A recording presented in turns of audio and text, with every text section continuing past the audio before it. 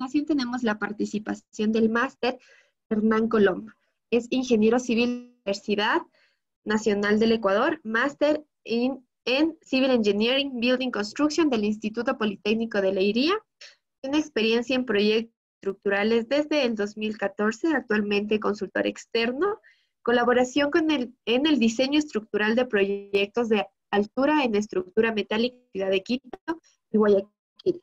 Profesor auxiliar de la Universidad Central de las cátedras de diseño de estructuras metálicas y diseño sismo resistente. El máster Hernán Coloma nos va a hablar acerca del desempeño en estructuras de acero. Antes de darle la palabra al ingeniero, les recordamos que se encuentra el link de asistencia en el chat, por favor, para que registren su asistencia. Y ahora sí, ingeniero, le cedemos la palabra. Bienvenido. Buenas tardes con todos, buenas tardes con los participantes y los asistentes. Agradeciendo a la Universidad Nacional de Chimborazo, al capítulo ASFIT por la invitación y a todos los asistentes. Vamos a comenzar con la exposición. Voy a compartir pantalla. Ya. Perfecto. ¿Sí se puede ver la presentación? ¿Me confirmo?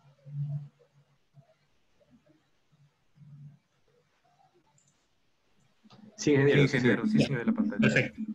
Ya. Entonces vamos a hablar un poco del desempeño de estructuras metálicas. Siempre que escuchamos desempeño, nos trasladamos a lo que es el pushover, con tiempo y lo que es el tiempo historia. Es más para... Es una metodología, sea en acero o en hormigón, pero más ahorita enfocado a acero por el tema. Para el diseño ya tomando en cuenta el análisis, el comportamiento no lineal de las mismas. Entonces vamos a repasar un poco de lo que ya dieron, del análisis por fuerzas. Entonces este es el análisis por fuerzas equivalentes de la ANEC, en el cual nosotros determinamos un periodo de la estructura en base a la altura y al sistema que vamos a utilizar. En el caso de estructuras metálicas, si encontramos estructuras con arrastramientos en arrastramiento, a las cuales tenemos un valor de coeficiente CT para cada uno de los casos y un valor alfa. Con esto nosotros encontramos un periodo estimado. Con ese periodo estimado nosotros podemos ingresar al espectro y obtener la aceleración espectral para esta estructura. Tenemos el factor de importancia, las irregularidades en planta, en elevación y el factor R. Muy bien dicho, como han dicho otros colegas. El factor R, a lo menos en nuestra norma, es un poco ambiguo. Le da unos valores muy parecidos a estructuras que tienen comportamientos diferentes. Como dijo en la exposición, resistentes de hormigón con vigas descolgadas y muros estructurales o diagonales rigidizadoras tienen un R de 8 y cada una tiene un comportamiento diferente. Tienen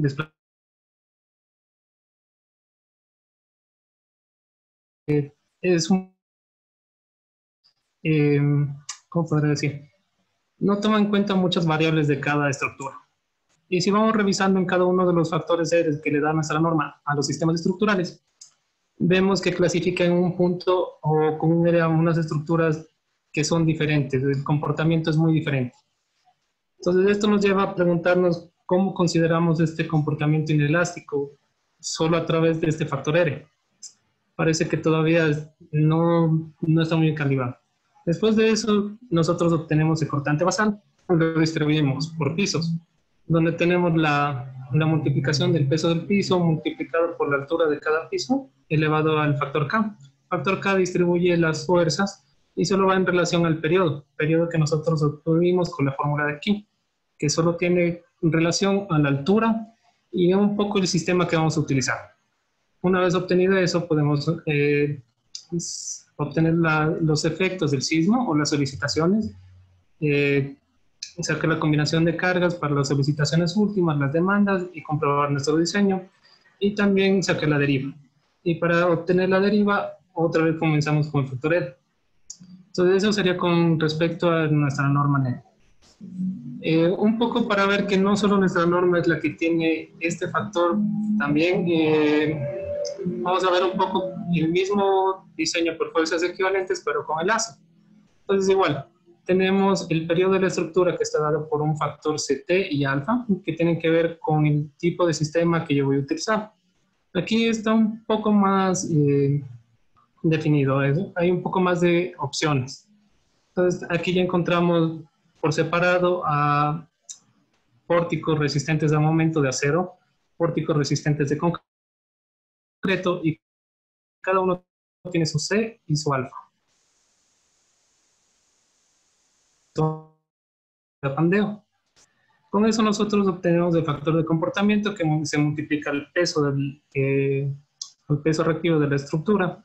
Y este factor C está dado por la aceleración en la meseta, que es obtenido a través de la aceleración máxima esperada. Si no me equivoco, es 2/3 de la aceleración máxima esperada, dividido por el factor R y el factor de importancia. Como vemos otra vez, para comenzar nosotros al rango inelástico, lo único que hacemos es obtener este factor R y dividirlo. No estamos tomando en cuenta la geometría, la redundancia de nuestra estructura, cómo son las conexiones, en fin. Igual, este factor C no debe ser mayor que estas dos relaciones, que son cuando tenemos una estructura con periodo largo o long. Entonces, a la derecha vamos a utilizar la ecuación de aquí, que es la aceleración de diseño para un segundo dividido para el periodo de la estructura, que multiplica R dividido por el factor de importancia. Y si nos encontramos antes del periodo largo o de estructuras con periodos largos, tenemos la aceleración para el periodo de un segundo multiplicado para el periodo largo dividido para el periodo al cuadrado de la estructura por el factor R dividido para E. Y aparte aquí lo que es el ACE ya nos da, aunque sea un valor mínimo, para lo que es el cortante basal, cosa de que en nuestra NEC no nos da. Vamos a ver un poco de lo que es la clasificación en el ACE. En el ACE vemos que para obtener el factor R de reducción sísmica y bajar nuestro espectro elástico e inelástico, ya nos da un poco más de división. Nos da, en este caso solo coloqué lo que es para estructura metálica. Entonces tenemos sistemas de tipo frame o de pórticos y sistemas de pórticos resistentes a momento. Entonces aquí encontramos sistemas con diagonales excéntricas concentrados y cada uno con su E. Entonces ya está mejor clasificado, pero todavía el R sigue dándome de un modelo que fue idealizado al cual yo tengo que llegar. Y todavía no estoy considerando lo que es mi topología estructural ni mis elementos que yo tengo propios. También me da lo que es el factor de sobreresistencia y el factor de amplificación de deflexión. Entonces, si vemos, es un cuadro más completo que el de la NEC. Pero igual, todavía lo que estoy obteniendo para entrar al rango inelástico es a través de un factor R, no a través de mi propia estructura. Entonces, si revisamos, ahí vamos a tener que para el caso del ACE es casi lo mismo. Para obtener las fuerzas del piso, multiplico el factor CD, que me distribuye cortante basal, y el factor CB es el peso del piso multiplicado por la altura de cada piso, elevado a este factor K, que como lo vimos, que lo que me hace es distribuir la fuerza, y este factor K es igual a 1 para periodos menores a 0,5 y es igual a 2, perdón, para periodos mayores a 2. Si tengo un periodo entre 0,5 a 2, tendré que interpolar. Una vez obtenido las fuerzas de piso, yo puedo calcular las solicitaciones o las demandas sísmicas y voy a obtener lo que es la componente horizontal del sismo y la componente vertical del sismo. La componente vertical del sismo va a ser el 20% de la aceleración en la meseta del espectro multiplicado por la carga muerta, y esta es la carga horizontal pero con sobreresistencia que se aplica a los elementos que queremos que no plastifiquen o que se mantengan elásticos durante lo que es el sismo. Otra vez aplicamos la combinación de cargas y obtenemos las cargas últimas, momentos últimos, en fin. Igual, para nosotros obtener la deriva inelástica, lo que hacemos es multiplicar la deriva obtenida por este factor CD, que es el de amplificación. y dividido por el factor de importancia. Como vemos hasta ahorita, todo lo que es para relación inelástico lo estoy tomando de modelos idealizados de estructuras. Entonces, esto es un poco lo que pasa.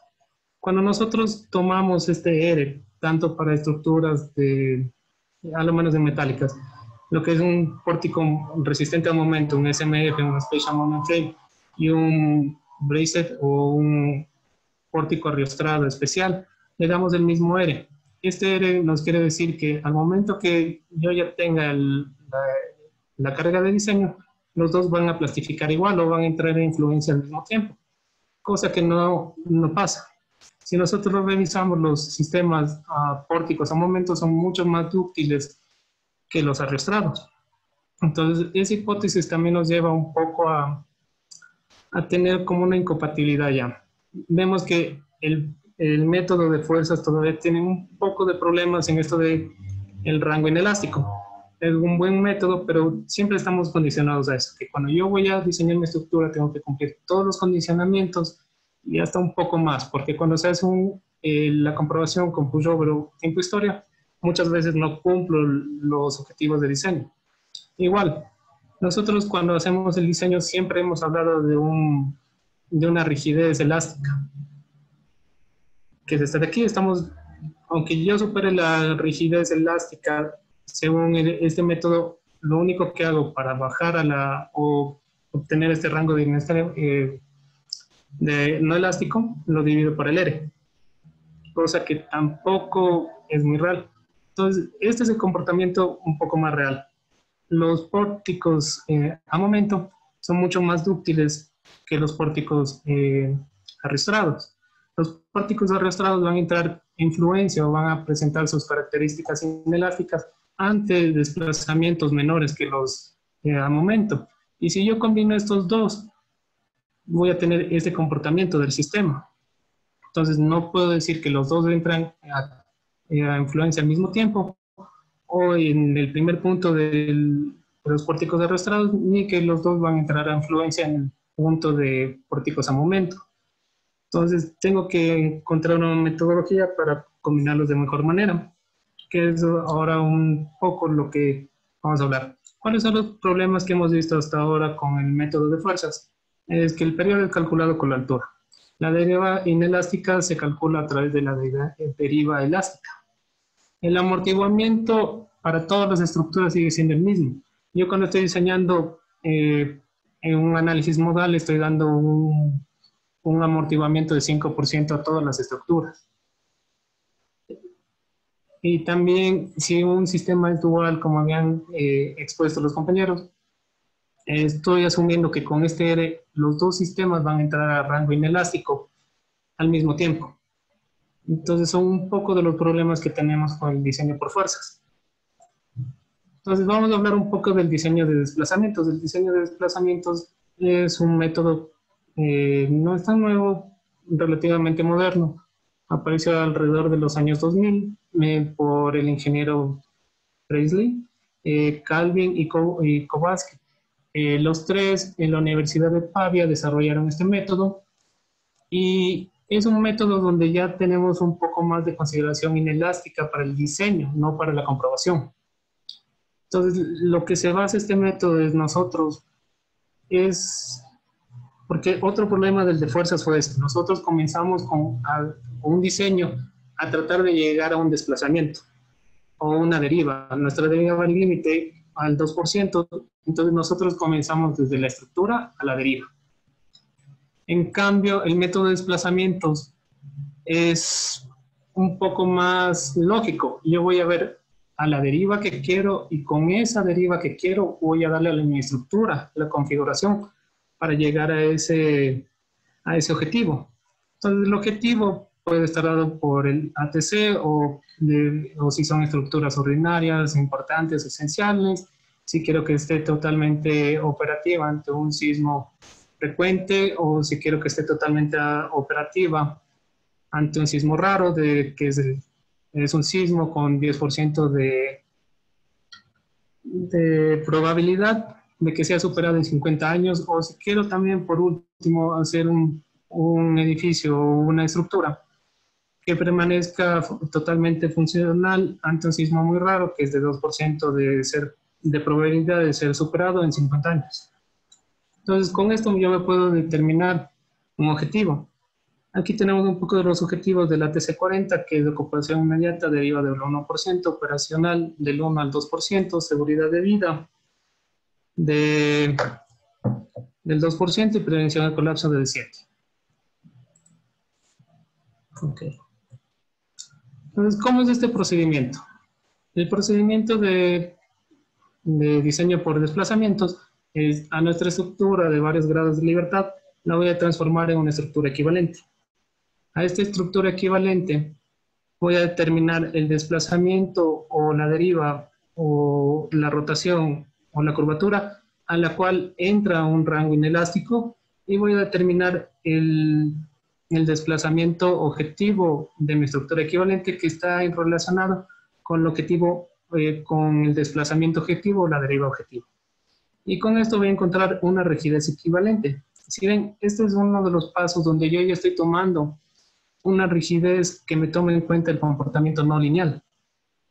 Porque la rigidez equivalente o secante es la que une el punto que forma el punto de desplazamiento final, en el cual también está dentro esta disminución de la rigidez. Entonces ya estoy entrando a rango inelástico a través de la rigidez, no a través del R. Una vez encontrado este parámetro K, puedo encontrar lo que es el amortiguamiento. Entonces el amortiguamiento de la estructura va a estar dado por la misma ductilidad de la estructura, porque yo aquí puedo calcular la ductilidad de la misma. Si veo la ductilidad va a ser el desplazamiento de diseño, el desplazamiento último que le pongo, dividido por el desplazamiento de fluencia. Con esa ductilidad yo puedo entrar a estas curvas que tengo para los diferentes sistemas y encontrar un amortiguamiento. El amortiguamiento en este caso va a estar dado por el amortiguamiento elástico y el histerético. Y es otro punto donde estoy tomando también en cuenta el comportamiento no inelástico a través del mismo comportamiento del sistema estructural.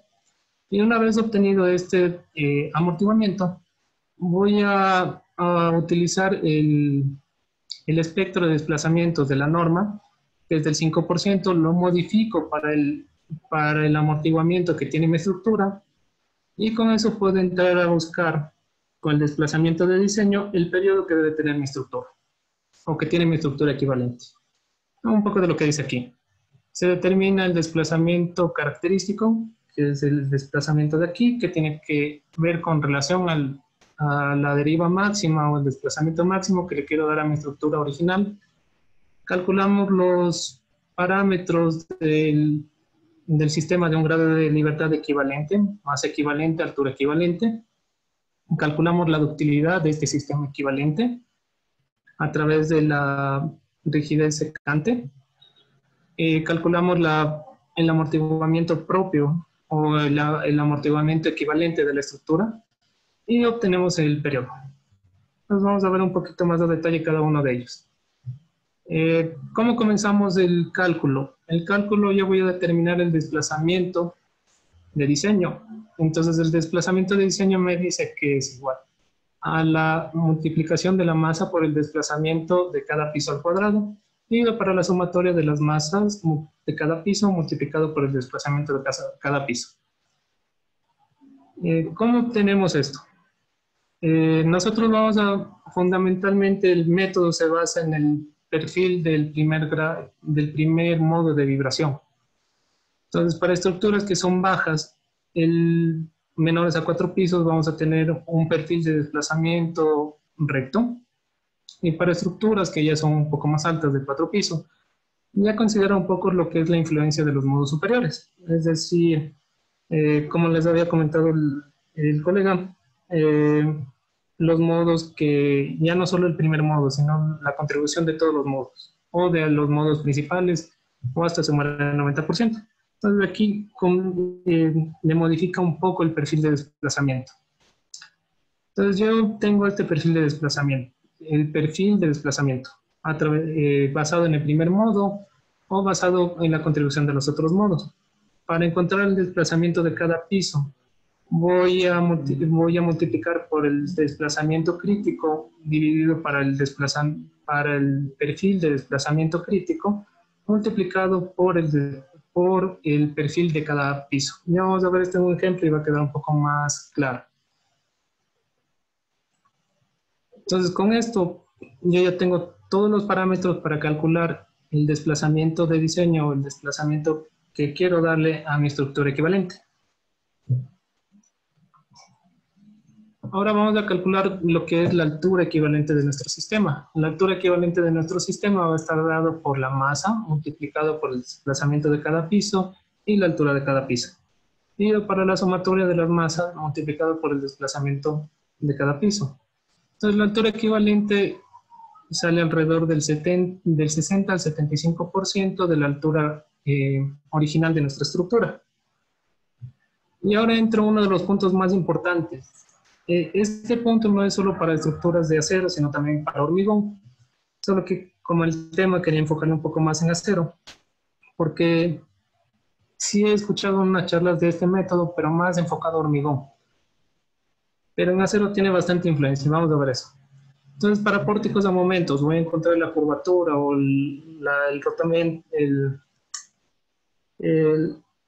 la curvatura, perdón, que produce un momento para que se plastifique mi estructura o que entre a rango no lineal. Todas las fórmulas que están a la izquierda son las originales del método dado por Calvin, Kowalski y Pearsley, y las de la derecha son nuevas investigaciones que están hechas especialmente por Sullivan y esta es por García, si no me equivoco. Entonces, para obtener la curvatura en la cual se produce ya el rango inelástico, vemos que me estoy utilizando lo que es la deformación unitaria del material en la fluencia, multiplicada por la longitud de la viga dividido por la altura de la viga. Entonces, si veo el comportamiento inelástico está dado por mi propio sistema, está dado por la longitud de mi vano y por la altura de mi viga. Una fórmula un poco más avanzada o un poco que coge mejor esta relación es la de García. Entonces, aquí tenemos la rotación para la viga multiplicada por la longitud de la viga, más el 90% de la curvatura de la columna multiplicada por la longitud de la columna dividido por 6. Esta se puede utilizar para estructuras que no son muy altas, hasta 8 pisos, y ya cuando vemos que tenemos estructuras altas donde ya me comienzan a intervenir modos superiores y pueden tener curvaturas, pueden entrar en rangos inelásticos pisos superiores, es más recomendable esta de acá. Entonces ya veo, tengo una primera fórmula para lo que es un pórtico. Ya no estoy solo aplicándole con el eje. Ya estoy determinando cómo va a entrar en el rango inelástico con sus propias características.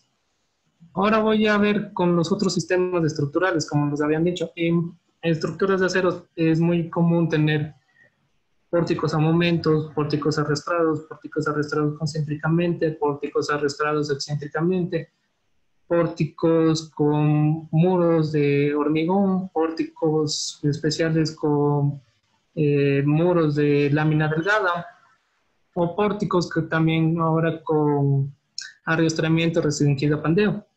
Entonces, como vemos, este método también que se ha investigado nos da otra fórmula para lo que son los pórticos arrastrados concéntricos. Entonces, ¿cuál es la rotación para que entre, o la curvatura para que entre en rango inelástico? Está dado por la deformación unitaria e influencia, multiplicada por la longitud del vano, dividido para la altura del piso. Esta es la fórmula que se utilizó en el primer método, en el de Presley, al principio, y esta es la fórmula que Sullivan, de la misma universidad, ha desarrollado en varias tesis doctorales.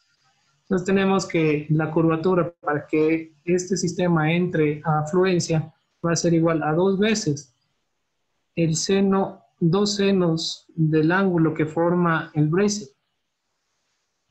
Sí, y acá arriba me olvidé, perdón, la deformación unitaria influencia de nuestro material, es decir, si tengo FY de 50 grados o A36, a 575 grados 50, entonces aquí voy a determinar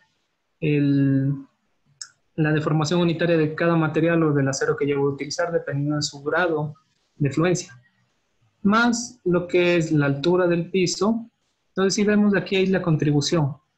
Me está tomando la contribución del bracket, más la contribución de lo que es la columna. Entonces, aquí tengo la altura de la columna, el K de columna que relaciona la carga que está soportando la columna y la carga nominal que puede resistir, dividido para N, que es el número de pisos. Multiplicado también por lo que es otra vez la deformación unitaria del material de las columnas, que casi siempre en estructuras metálicas se utiliza el mismo acero para columnas de acero, dividido para la longitud del vano. Entonces, si vemos, estas dos ecuaciones no se parecen. Cada una está tomando el comportamiento verdadero que tiene este sistema estructural. Me está tomando el comportamiento del bracket en este caso y de la columna, que es lo que más va a funcionar. En este caso me está tomando el comportamiento de la viga y de la columna.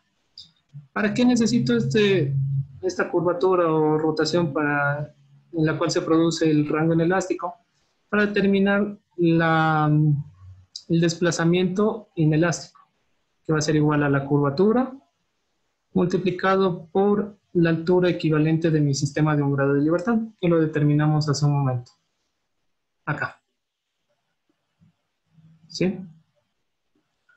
Ahora vamos a ver un poco de este sistema que es un poco más complejo, que es un sistema arrastrado excéntricamente, en el cual la disipación de la energía se da en el link, o en esta viga que es donde se presenta la excentricidad, que se da por el corte y el desplazamiento de la misma. Entonces, si vemos, aquí me da en la rotación o la curvatura para entrar a la fluencia es igual. Esta es la fórmula de Presley y Kowalski y Calvin, en la cual me da en la longitud del vano, me está dando el aporte de las vigas y el aporte del link, perdón. Sí, entonces igual, tenemos la deformación unitaria en la fluencia, la longitud del vano, la altura del piso, más 0,55 de la altura del piso que estoy considerando. TW, si no me equivoco, es la altura, perdón.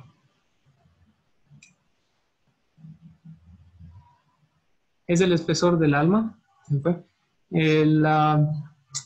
Lo que es la deformación unitaria en fluencia, la longitud del link, esta longitud de aquí, más dividido, perdón, para 12 que multiplica a la inercia de la viga que conecta o que se encuentra en la excentricidad, y para la longitud del vano. Esta es la fórmula original de Presley. Ahora, la nueva fórmula que fue establecida para lo que es este tipo de pórticos por Sullivan es 2 veces la deformación vertical del link dividido para la longitud de la viga menos el link. Esto quiere decir que me está dando el aporte de las vigas, ¿sí? Más el aporte del bracket. 2 veces K de bracket. K de bracket sería el mismo que nosotros vimos para la columna en el caso de concéntricos, multiplicado por la deformación unitaria e influencia, dividido para 2 veces el ángulo que produce el bracket. Más aquí encontramos lo que es la contribución de la columna. También 2 veces K de columna multiplicado por la deformación unitaria e influencia por HI menos HS. HI sería la altura del piso y HS es la altura, esta es la altura acumulada y esta es la altura del piso. Digo para L. Entonces, si ven, hasta ahora no hemos utilizado nada de fuerzas, tal vez aquí, pero ya vemos que hay una relación representada de 0,25 que se da, por lo que son las secciones a pandeo, es lo que se le pone esta relación de 0,25. Igual acá, si vemos todos los factores pueden ser sacados sin yo entrar a hacer un análisis de fuerzas o un análisis previo, solo con la geometría y los materiales que yo tengo en mi estructura. La deformación vertical del link va a estar dado por 0.577 del FY, es decir, del acero que estoy utilizando del área del link que está soportando el corte o que está disipando la energía, multiplicado por la excentricidad, que multiplica a la longitud del vano o de la viga, menos la excentricidad misma, dividido para 24 veces el módulo de elasticidad, que lo conozco porque es de 0,29.000 PSI, multiplicado por lo que es la inercia, más igual la longitud del link o la excentricidad dividido para el módulo de corte por el área del mismo elemento. Esto sería para links cortos. Cuando tengo un link más largo, tomaré esta fórmula que tiene que ver con el módulo de plasticidad. El módulo de plasticidad fácil lo tengo multiplicando el módulo de sección plástica en Z multiplicado por el FY. Y todo esto multiplica la excentricidad al cuadrado de la longitud menos la excentricidad, el aporte de las vigas, más el G, aquí ya estaría el aporte del corte en el link. Igual, ¿qué obtengo al conseguir esta curvatura o esta rotación en la cual se produce ya el comportamiento inelástico? Es el desplazamiento en el cual se va a producir en mi estructura equivalente.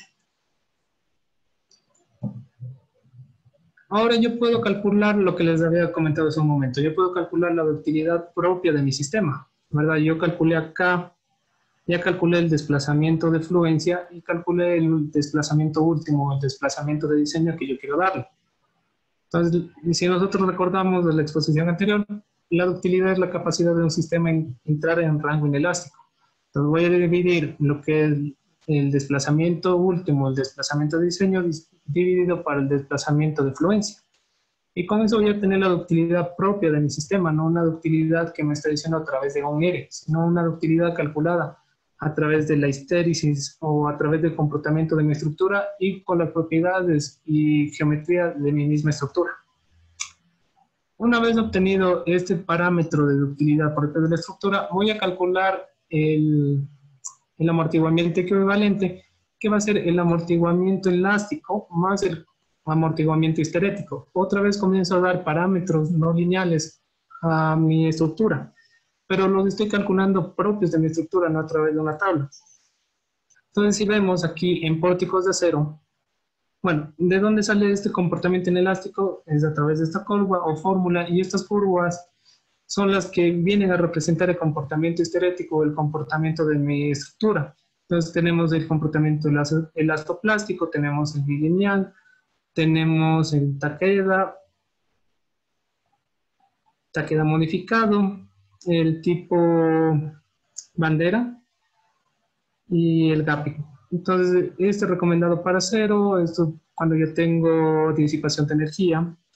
El Takeda modificado corto es para lo que son columnas de hormigón, vigas de hormigón.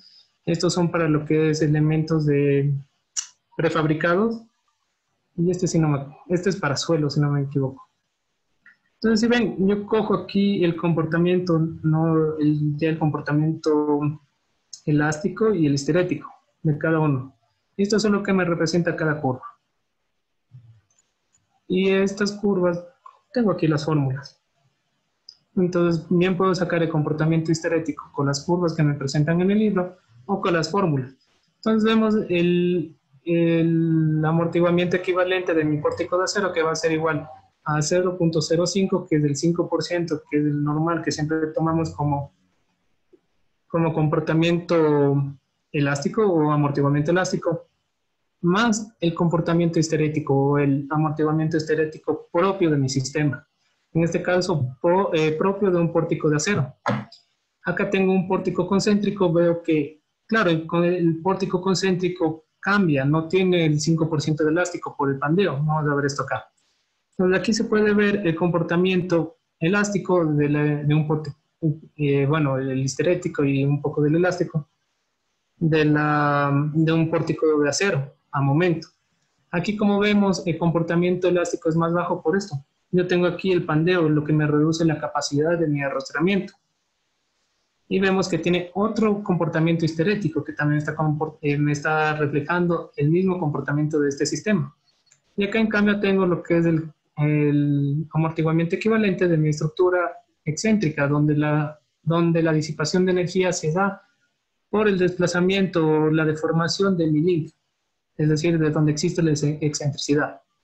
Entonces, como veo aquí, estoy relacionando cada comportamiento histerético de cada sistema y estoy obteniéndolo a través de su utilidad propia y la utilidad donde yo calculé. Este factor sería la esbeltez del arrastramiento. Una vez obtenido esto, yo obtengo la masa equivalente del sistema, que va a ser igual a la sumatoria de las masas por el desplazamiento de piso, dividido para el desplazamiento de diseño de mi sistema equivalente. Este es el espectro de desplazamientos de nuestro código, que tiene el 5%, sería este de acá. Una vez que yo ya calculé mi amortiguamiento, voy a obtener una curva a partir de esta, pero con un amortiguamiento mayor, lo que me va a llevar al comportamiento de mi estructura. Entonces, yo comienzo con el desplazamiento de diseño, llego a la curva que tiene el amortiguamiento de mi estructura propio que yo calculé, y determino el periodo que tiene. Con el periodo que tiene mi estructura voy a calcular la rigidez equivalente de mi sistema de un grado de libertad, y a través de la fórmula muy fácil, que la rigidez por un desplazamiento es igual a una fuerza, tengo que el portante basal es igual a la rigidez equivalente multiplicada por el desplazamiento de diseño. Para distribuir las fuerzas voy a distribuirlas en el último piso se toma el 10% de la fuerza de cortante basal para lo que es los modos superiores. Pero si es una estructura pequeña puedo omitir este término y puedo distribuir normalmente. Y en edificios altos donde quiero también colocar lo que es el desplazamiento o la contribución de los modos superiores, voy a colocar el 10% del cortante basal en el último piso más lo que le toque a ese piso. Y al resto de los pisos voy a distribuir el 90% del cortante basal, relacionando la masa al desplazamiento de cada piso, dividido por la sumatoria de la masa por el desplazamiento de cada piso. Entonces vamos a ver un ejemplo rápido, porque si ven todos los gráficos parece un sistema muy difícil, pero en realidad es un sistema muy fácil. Entonces esta es una estructura de acero conformada por viga maestra de perfiles W. Vamos a soltarnos un poco esto. Entonces aquí está cómo se hace este diseño. Si ven, obtengo la deriva máxima del código. En el caso del método por desplazamientos, la NEC me deja una deriva máxima de 2.5%. ¿Sí? Entonces, numero los pisos, pongo las alturas acumuladas, el desplazamiento ya del perfil del primer modo de vibración con esta fórmula. Entonces, el piso superior va a estar con 1 y va a ir bajando porque estoy haciendo con el primer modo. La masa, que como nos dijo en la exposición anterior, depende del uso de la edificación. Si es una edificación normal, puedo utilizar solo el 100% de la carga muerta. Y si es una bodega o una estructura especial, voy a tener que utilizar el 100% de la carga muerta más del 25% de la carga viva. Con esto determino el desplazamiento de cada piso, multiplico por la masa de cada piso, que es solo esta columna por la columna de lado, elevo el desplazamiento al cuadrado y multiplico por la masa de cada piso, y aquí voy a tener la multiplicación de la masa de cada piso por el desplazamiento de cada piso por la altura de cada piso acumulado. Saco las sumatorias en cada una de ellas y con esto puedo encontrar el desplazamiento. ¿Se cortó o qué me salió? ¿Se cortó en algún momento o si estamos bien?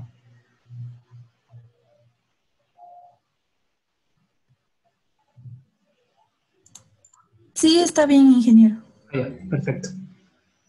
Entonces, con esto puedo calcular ya mi desplazamiento de diseño de mi estructura equivalente, que es igual a 0.31 metros. La altura equivalente de mi sistema de un grado de libertad, que es 15 metros de alrededor. Si yo divido 15 para 21, estoy casi como en 70%, que era lo que me decía el método.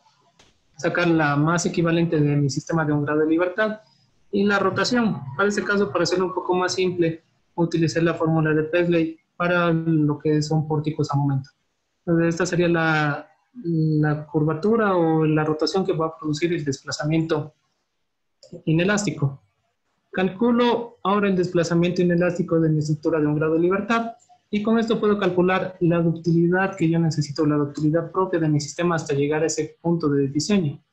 Con esto puedo calcular lo que es el amortiguamiento equivalente, que me sale un amortiguamiento hasta ese punto de 12.2%, mayor al 5% que nosotros utilizamos. Entonces quiere decir que hay un aporte histerético del mismo sistema. Entonces, con eso hago lo que es el espectro de desplazamientos, que me da la misma norma, y lo afecto por un parámetro que no le he puesto, pero es muy fácil de calcular, n, y puedo bajar esta curva de 5% al 12%, que es la que le equivale a mi sistema.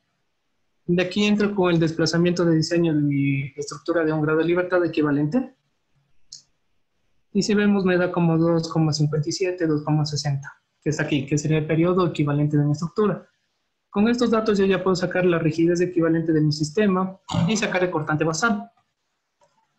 Una vez sacado este cortante basal, yo lo puedo distribuir en todos los pisos, como había dicho, que es lo único que necesito para distribuir en todos los pisos, es la altura del piso, la masa y el desplazamiento de cada piso, que ya lo tenía en la diapositiva anterior, que yo ya lo calculé. Calculo la fuerza de piso de cada uno de los niveles y veo que al final el cortante total en la base coincide con el cortante basal que yo calculé. Quiere decir que está bien distribuido.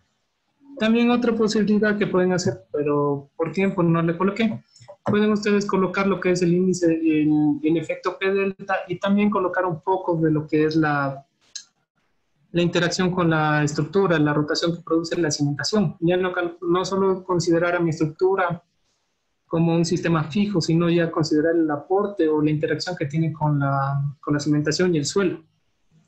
Entonces aquí está un poco del cálculo del efecto del índice de estabilidad, la amplificación por el efecto P delta y cómo se le va a amplificar al cortante basal. Entonces este sería el primer método de desplazamientos. Como ven, es un método muy bueno, donde yo ya estoy sacando el comportamiento no lineal de mi propia estructura, es decir, con las características que tiene, con la redundancia que tiene, con las alturas y con el material que yo tengo. No es con R que viene dado de otra parte y puede cumplir de todas las condiciones como no. Igual, una vez que hice este diseño, tengo que procurar que todas las disposiciones sísmicas para el diseño se cumplan, es decir, utilizar conexiones precalificadas o si es en acero cumplir espaciamientos de estribos, ver la disposición de lo que son cuantías de acero, en fin. Vamos a hablar un poco, ya que estamos en desempeño de estructuras, vamos a ver qué hago cuando tengo un objetivo que quiero llegar, pero es muy difícil solo con la estructura. Entonces, ¿qué hago? Puedo agregar un sistema o un dispositivo adicional que me permita llegar a ese objetivo. En este caso vamos a hablar un poco de lo que son los disipadores de fluido viscoso, que son parecidos a los disipadores de carro. Tengo aquí dentro un fluido dentro de este pistón, que cuando viene el sismo, este pistón hace que se mueva el fluido entre de esta recámara a la otra recámara. Aquí existen unas pequeñas perforaciones que debe de hacer un trabajo este pistón para pasar a la otra cámara este fluido. Entonces ya estoy teniendo un trabajo o consumiendo parte de la energía sísmica en realizar este intercambio. Y aparte también con lo que está moviéndose existe un proceso térmico que también me está disipando algo de energía.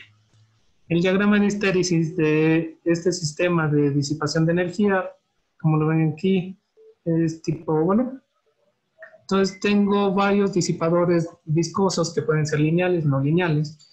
Lineales es cuando alfa es igual a 1 y no lineales es cuando alfa es diferente a 1. Entonces vamos a ver, son disipadores de energía pasiva. ¿Por qué son pasivos? Porque necesitan que el sismo comience o que el sismo actúe para que comiencen a funcionar.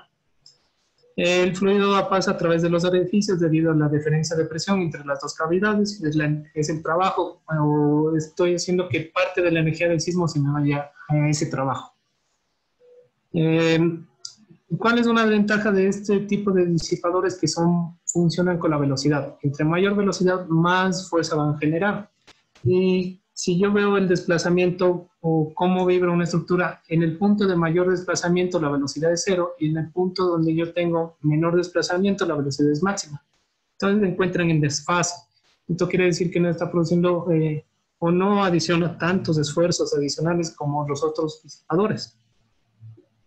Para el cálculo de la fuerza del disipador, vemos que tenemos un coeficiente de amortiguamiento multiplicado por la velocidad relativa elevado a este factor de velocidad, o sí, el factor de velocidad que va de 0,3 a 1. Entonces aquí es lo que les decía, cuando este factor alfa es igual a 1, es un disipador lineal, cuando es diferente de 1, es no lineal. Entonces, ¿cómo tenemos que localizar? Tenemos que localizar por lo menos 2 disipadores en las direcciones para que no exista torsión en cada dirección. Debe tratar de ponerse lo que es la localización simétrica para no dar también excentricidad. Entonces, estos son los diferentes tipos de cómo puedo colocar mi disipador. Puedo colocarlo como en diagonal, tipo chevron, incisos, de aquí y tipo B. ¿Cuál es la diferencia entre estos dos? Que aquí si vemos la fuerza está por el coseno del ángulo que forma el disipador y aquí en cambio la fuerza total es, esta F es la fuerza que transmite horizontal. Si nosotros vemos la fuerza de disipación va a estar con el coseno, ¿verdad? Aquí en cambio como mi disipador está orientado con la horizontal, está transmitiendo, está receptando el 100% de la fuerza horizontal. Pero también nosotros tenemos que recordar, perdón que vuelva, tenemos una componente vertical del sismo. Esta de aquí. Entonces, una de las recomendaciones que hubo fue que se tome esta configuración si se puede. Porque aquí yo estoy captando parte de la fuerza horizontal del sismo y también parte de la fuerza vertical del sismo. Bien, es muy bueno. Entonces, ¿cómo es el diseño? El diseño es interactivo. Yo tengo que ir probando dónde puedo poner los disipadores y cómo van a ir la localización y conectándolos. Tengo que realizar un análisis tipo historia, la determinación máxima de las derivas o las derivas promedio si tengo los 7 registros o más. La estimación del amortiguamiento adicional que me debe dar la estructura para cumplir el objetivo que yo quiero y el cálculo de los coeficientes de todos los amortiguadores para cuando yo vaya a comprar o hacer el presupuesto del sistema. Entonces este es un ejemplo rápido, vamos a hacerlo.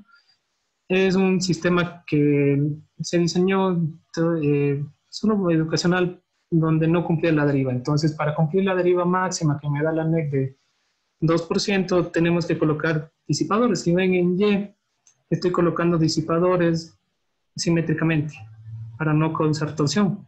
Igual en X. Con esto nosotros vemos, en este se utilizó 3 registros, por lo cual se tomó el máximo desplazamiento. Y vemos los desplazamientos aquí, o derivas. Como vemos, estoy superando la deriva máxima, por lo cual tengo que utilizar un amortiguamiento mayor. O un dispositivo que me ayude a llegar a ese objetivo. Entonces aquí tenemos los resultados con los disipadores. Ya vemos que logramos bajar a la deriva que yo quería. Aquí tenemos las derivas máximas que se producen en el piso 3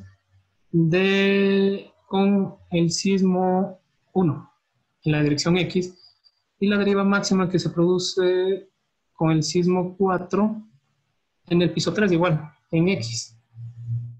Ahora en X, entonces, perdón. Creo que aquí es 10. Me equivoqué al cambiarle, perdón. Entonces vamos a ver un poco de cómo se distribuye la energía del sismo en la estructura. Entonces, si vemos esto es sin amortiguación y esto es con amortiguación. Al principio la estructura estaba disipando la energía del sismo a través de una fuerza de damping. La fuerza mismo o el amortiguamiento mismo de la estructura y también con una energía de histéresis, es decir, por el daño. Esto quiere decir que con ese sismo mi estructura hubiera tenido un daño. Cuando yo coloco aquí mi amortiguador o mis amortiguadores, tengo que casi la mayoría de energía del sismo está captando el amortiguador o los amortiguadores. Toda la energía se está disipando a través de un amortiguamiento viscoso no lineal, que es lo que me da el amortiguamiento. Y el resto lo está disipando la energía, la estructura a través de su propio amortiguamiento y también de la energía cinemática y potencial de la estructura. Entonces, si ven, ¿qué me trae esto? Que la estructura con amortiguación no va a tener daño, nunca va a entrar a rango, en este caso, no va a entrar a rango no lineal.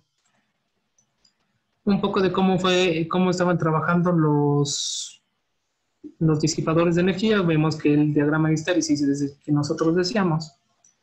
Y este fue un caso donde nosotros, fue un edificio, lo modifiqué un poco por si acaso para la empresa. Es un edificio de 19 pisos en el cual diseñamos de 33,000 metros cuadrados, en una zona sísmica muy alta del Ecuador, costera. Entonces, como ven, aquí tenemos muros. Estos muros tenían un ancho de 90 centímetros con hormigón de 420 kilogramos por centímetro cuadrado. Entonces, imagínense qué tan trabajoso es esto, tener este diseño de los muros por capacidad, y teníamos bastante saturación en los elementos de borde de cada muro. Y aparte también, ya cuando comenzamos el montaje de la estructura metálica tenía que esperar que estos muros se hagan para seguir. Eso quiere decir que igual esta estructura fue diseñada para que no exista casi daño, y se cumplió, pero si ven lo que se necesitó, muros muy grandes, hormigón de muy alta resistencia de 420. Si vemos, las columnas son casi de 600 centímetros con conexión soldada, WF, que es la precalificada. Justo con las justas logramos los límites que nos da esta conexión. Entonces, todos estos pórticos son SMF, conexión precalificada. Los muros fueron diseñados por capacidad. Calculamos la capacidad, el corte, ya calculando la capacidad del muro. Entonces hasta en diseño y en obra fue un trabajo muy fuerte. Entonces es un diseño muy pesado. Una propuesta que, bueno, este es el análisis no lineal, donde cumplimos todos los objetivos, y creo que el objetivo era punto 5, y el análisis tiempo-historia. Sí, entonces, ¿cuál fue una propuesta que nosotros hicimos? Fue reemplazar estos muros con estos disipadores. Entonces, en donde existen los muros, sí se ve estas tipo Cs. Es donde están colocados los disipadores. Entonces, colocamos los disipadores en toda la altura y simétricos donde más se puede. Y comenzamos a ver qué tanto teníamos que dar de amortiguamiento. Entonces, en este caso, los dampers tenían que darnos 40% más de amortiguamiento. Y lo logramos. Entonces, esta es la estructura sin dampers. Vemos que casi el daño ante un sismo, fue tiempo historia, fue escalado a 1 porque todavía no entraba el enlace. Existe un daño mínimo histerético, un daño a la estructura, pero hay un daño ante un sismo muy grande. En cambio, con el damper vemos que toda la energía se lleva a los disipadores. No va a haber daño. Aquí vemos las rótulas. Y bueno, aquí vamos a hablar un poco, 5 minutos. ¿Qué me trae esta utilización de los dampers en estructuras metálicas?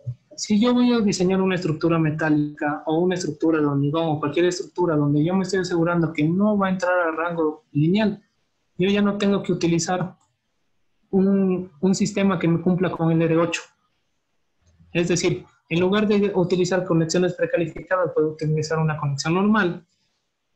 Y porque nunca la conexión precalificada lo que me hace es que asegurarme que cuando comienza el sismo o el máximo esperado, la estructura se pueda deformar de tal forma, se pueda deformar en toda su capacidad. ¿Sí? Es decir, que la estructura disipe energía inelásticamente. Pero si yo diseño con estos amortiguadores o con disipadores, que da lo mismo, nunca va a entrar a rango inelástico. Entonces no tiene lógica de diseñar toda esta estructura para que me resista el sismo inelásticamente, si nunca va a entrar inelásticamente. Entonces ahí estoy ahorrando dinero en todo lo que son